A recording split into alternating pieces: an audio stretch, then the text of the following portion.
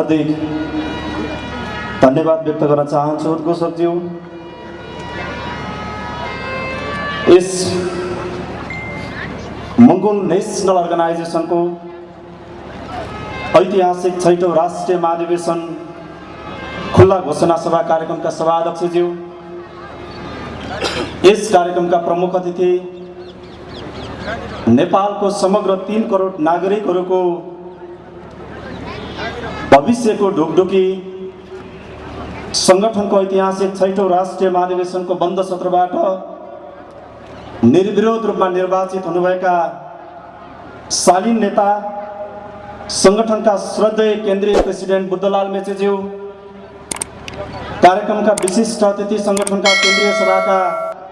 नवनिर्वाचित मूल सचिव सन्तोष तामाङज्यू,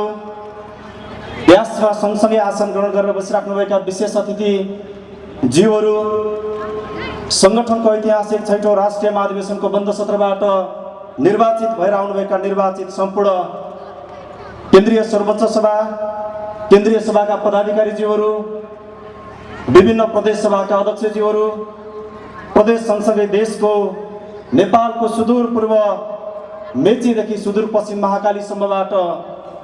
देशको ऐतिहासिक 6औं मंगोल नेशनल अर्गनाइजेसनको ऐतिहासिक 6औं राष्ट्रिय महाधिवेशनबाट यो देश र देशभित्र बसोबास गर्ने सबै नागरिकहरूको उज्जवल र सुनिश्चित भविष्यको निमित्त मंगोल नेशनल अर्गनाइजेसनले ऐतिहासिक जिम्मेवारी लिने उद्घोष गर्ने ऐतिहासिक कार्यक्रममा उपस्थित हुनुभएका तपाईं तमाम उपस्थित आदरणीय चिर अपरिचित मंगोल प्रेमी लोकतन्त्रवादी आदरणीय आमा बुवा दाजुभाइ तथा दिदीबहिनीहरूमा मेरो व्यक्तिगत तर्फबाट सँगसँगै मंगोल नेशनल अर्गनाइजेसनको केन्द्रीय सभाको तर्फबाट यहाँहरू सबैमा मंगोल मायाले भरिएको जुझारु क्रान्तिकारी सलोट टक्राउन चाहन्छु। स्वीकार्नुहोस्।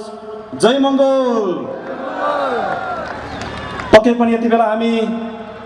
संगठनको ऐतिहासिक 6औं राष्ट्रिय महाधिवेशनको यस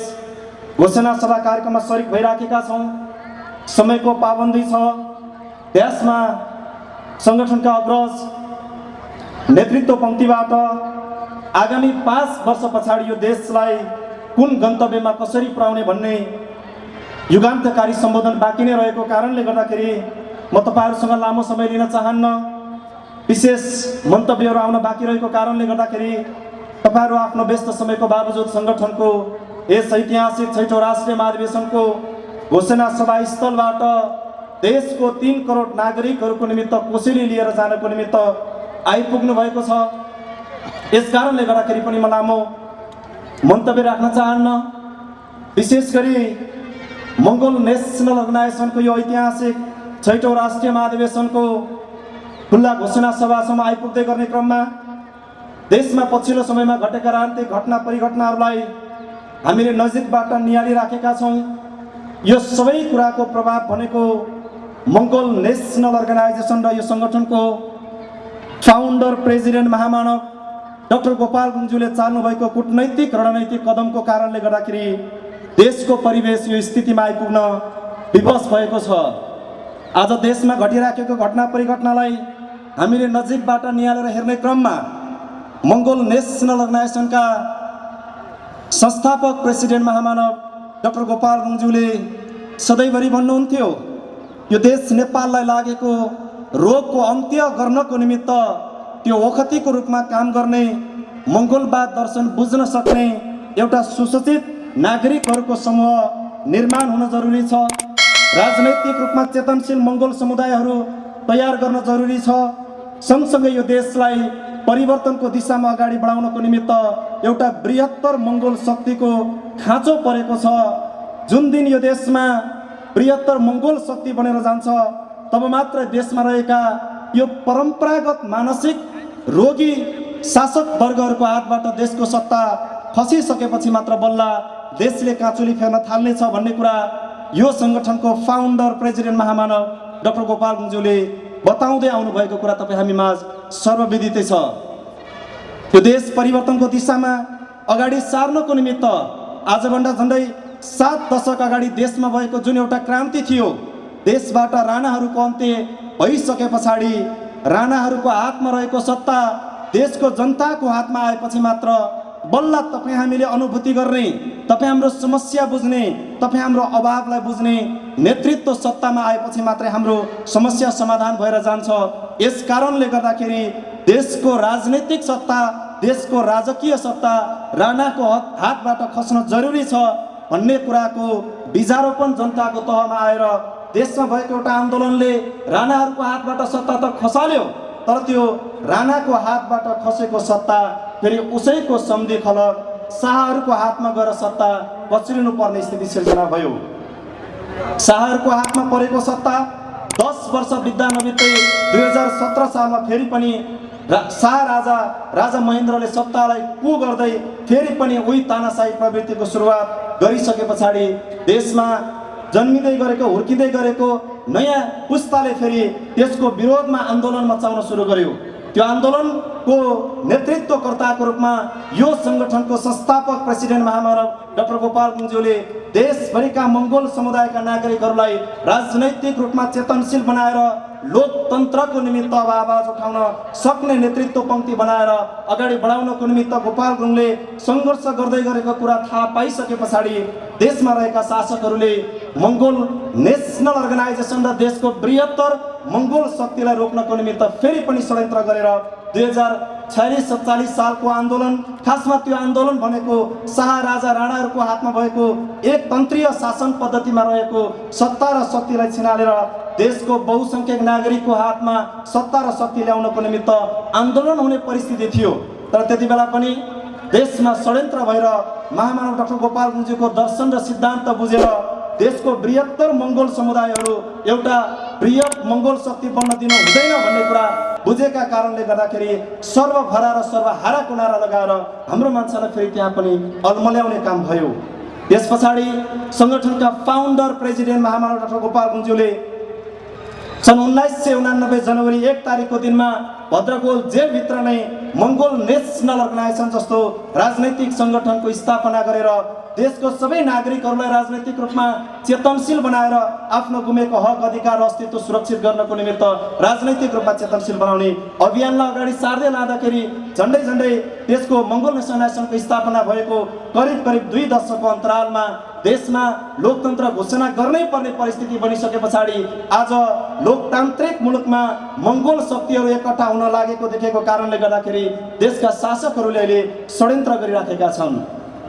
महामानव डाक्टर गोपाल गुरुङज्यूले सधैँभरि भन्नुहुन्थ्यो आफ्नो गुमेको हक अधिकार अस्तित्व रक्षा गर्नको निमित्त, सुरक्षा गर्नको निमित्त तपाईँ धन पैसा दौलतमा करोडौं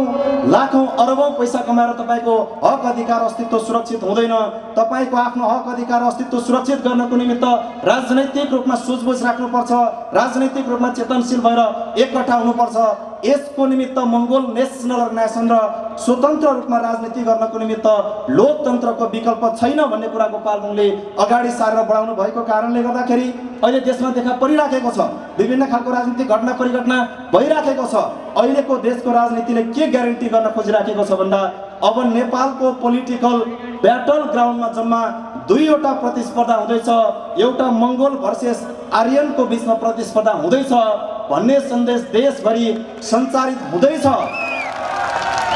भन्ने कुरा बुझेको कारणले गर्दाखेरि शासकहरूले हतार हतार दर्शकलाई झुक्याउनको निमित्त मैदानबाट मंगोल नेशनल अर्गनाइजेसनलाई बाहिर निकालेर 2वटा प्रतिस्पर्धी जन्माएर हिजो अस्ति मात्रै आजभन्दा केही दिन अगाडि देशमा एउटा आन्दोलनको सुरुवात भएको जस्तो गर्न खोज्यो। त्यहाँनिर 2वटा प्रतिस्पर्धी देखाएर हाम्रो मान्छेलाई तिमी कुन पक्षमा उभिने भनेर 2वटा प्रतिस्पर्धी उभ्याएर मंगोल नेशनल अर्गनाइजेसनलाई छायामा राख्ने, छायामा पार्न खोज्ने कोसिस गरिराखेको छ। यस कारणले गर्दाखेरि संगठनका फाउन्डर प्रेसिडेन्ट महामानव डाक्टर गोपाल गुरुङज्यूले नै देशमा मंगोल शक्ति अगाडि बढिसके पछाडि यो मंगोल शक्तिलाई रोक्न सक्ने कुनै पनि तागत नेपाल होइन, संसारमा नै छँदै छैन। यो किन छँदै छैन भन्दाखेरि विश्वमा एउटा समय यस्तो परिस्थिति आएको थियो, दोस्रो विश्व युद्धको समयमा। त्यति बेला संसारका राजनीतिज्ञहरूको निमित्त अब यो संसारमा बमको पक्ष लिएर जाने कि बुद्धको विचार लिएर जाने भनेर चुनाव गर्नुपर्ने परिस्थिति आउने बेलामा अहिलेको संसारको विश्वको राजनीतिक घटना परिघटनाले यति बेला संसारमा विध्वंस होइन, अब संसारमा वैचारिक क्रान्तिको आवश्यकता छ भन्ने कुरा ग्यारेन्टी गरेको र त्यही लयमा मङ्गोल नेसन अगाडि हिँडेको कारणले गर्दाखेरि मङ्गोल नेसनल अर्गनाइजेसनले उत्पादन गर्दै गरेको यो मङ्गोल शक्ति अब संसारमा कहिले पनि रोकेर जाने छैन। आजको सङ्गठनको ऐतिहासिक 6औं राष्ट्रिय महाधिवेशनको घोषणा सभाले एउटा सन्देश लिएर जानेछ। अब यो देश नेपाल बनाउनको निमित्त यही मुलुकमा यही माटोमा जन्मेका मूलवासी मङ्गोलहरू तम तयार भइसकेका रहेछन् भन्ने कुरा अघि नै पूर्वोक्ता मित्रहरूले आफ्नो शुभकामना प्रतिज्ञा मन्तव्यको क्रममा राख्नुभएको मन्तव्यले देखाइसकेको छ। अब मङ्गोल समुदायका मान्छेहरू परम्परागत मानसिक रोगी भएका शासकहरूको भाषण मन्तव्य सुन्नको लागि होइन, जनताको आवाज बोल्न तम तयार भएर अगाडि बढेको सन्देश अघि नै पूर्वोक्ता साथीहरूको मन्तव्यबाट गइसकेको छ। यस कारणले गर्दाखेरि म समयको पाबन्दीलाई ख्याल गर्दै बाँकी अन्य धेरै कुराहरू अब देशभरि यो 5 वर्षभित्र हामीले यो देशमा परिवर्तन ल्याउनको निमित्त लोकतन्त्रको रक्षाको निमित्त एउटा कार्यदिशा एउटा नीति तर्जुमा गरेर अगाडि बढिसकेको कारणले गर्दाखेरि देशको विभिन्न कुनाकन्दरमा फेरि तपाईँहरूको बिचमा आएर यो अभियानमा निरन्तरता दिनको निमित्त निरन्तर जोडिनको निमित्त प्रतिबद्ध छु। सँगसँगै सङ्गठनको ऐतिहासिक हिजो सम्पन्न भएको 6औं राष्ट्रिय महाधिवेशनको बन्द सत्रबाट केन्द्रीय सभाको प्रवक्ता जस्तो एउटा गरिमामय पदमा निर्विरोध रूपमा निर्वाचित भएर आएको छु। यति बेला म तपाईँहरू सबैको बिचमा विशेष गरी यति बेला महामना डाक्टर गोपाल गुरुङज्यू जसको दर्शन र सिद्धान्तको कारणले गर्दाखेरि जसले दिनुभएको प्लेटफर्मको कारणले गर्दाखेरि तपाईँहरूको आवाज बोल्न सक्ने भएको छु। यसको निमित्त महामना डाक्टर गोपाल गुरुङज्यूप्रति सदाबार रूपमा उहाँप्रति ऋणी रहँदै विशेष गरी म हिजो निर्वाचित भएको पदमा सङ्गठनभित्र सङ्गठनको निवर्तमान केन्द्रीय प्रवक्ताको रूपमा पूर्व प्रवक्ताको रूपमा सङ्गठनमा आदरणीय दाइहरू टोमराज थाम्सुवाङज्यूले त्यसै गरी आदरणीय दाइ दिलीप हिमालज्यूले पनि सङ्गठनको केन्द्रीय सभाको प्रवक्ताको भूमिका निर्वाह गरेर आइसक्नु भएको छ। सङ्गठनको निर्वाचित श्रद्धेय प्रेसिडेन्टज्यूले पनि सङ्गठनको केन्द्रीय प्रवक्ताको भूमिका निर्वाह गरेर आउनुभएको थियो। म यो कुरामा उहाँहरूको अगाडि सँगसँगै तपाईँहरू सबैको अगाडि म एउटा प्रतिज्ञा गर्न चाहन्छु। हिजो उहाँहरूले सुरुवात गरेर ल्याउनु भएको केन्द्रीय प्रवक्ताको जुन विरासत छ, म यो विरासतलाई ढल्न नदिकन मङ्गोल नेसनल अर्गनाइजेसनको केन्द्रीय प्रवक्ता भएको हैसियतले रिन्छेन तामाङ मङ्गोल नेसनल अर्गनाइजेसनलाई माध्यम बनाउँदै देशभरिको नागरिकको आवाज बोल्ने केन्द्रीय प्रवक्ताको रूपमा म सधैँभरि तपाईँहरूको बिचमा काम गर्ने प्रतिबद्धता गर्दै म तपाईँहरूको बिचबाट ओझल पर्न चाहन्छु। हस्त